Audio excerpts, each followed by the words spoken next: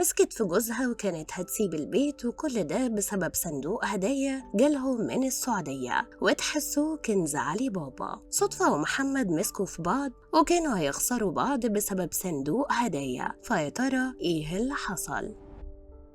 جالها اوردر من الطيارة مخصوص على بيتها، ووصل بعد الفجر وبسببه مسكت في جوزها وكانوا هينفصلوا بسبب المفاجآت اللي جوه الصندوق. كلامنا هنا عن صدفة وجوزها محمد وردة فعلهم أول ما جالهم صندوق، وكان عبارة عن دورين مليانين هدايا وشوكولاتات وقهوة من أفخم البراندات وأنواع كتيرة من البلح والتمور. فيا ترى ليه كل ده كان هيتسبب في انفصالهم؟ صدفة جاد أول ما جالها الصندوق طارت من فرحتها، وكانت مستنياه بقالها شهر، وقالت ان متابعة ليها هي اللي جايبه الكنز ده لحد باب بيتها من غير ما تدفع ولا مليم، وكلهم هدايا في هدايا، وما نسيتش حد في البيت من اصغر حد لاكبر حد. المتوقع انه يكون في الصندوق ميك اب ولبس او اكسسوارز او حتى ذهب، ولكن طلع حاجه مش متوقعه خالص، كله اكل في اكل ومنتجات بيدفع فيها فلوس كتير قوي وبتطلب مخصوص من بره مصر. الصندوق طلع فيه تمور وبلح أصيل من السعودية، وكمان شيبسيهات وكلها براندات وحاجات مستوردة من اللي قلبك يحبها، وده غير أصناف على أصناف من الشوكولاتة الخام والأصلية والجبن واللبنة والكريمة، وده غير الرز البسمتي الخليجي والبهارات بتاعته والنسكافيه والقهوة السعودي وحاجات كتير هتنفعها في المطبخ. أول ما جوزها محمد عرف إن نص الهدايا اللي في الصندوق بتاعتها هي وعيالها، مسكوا في بعض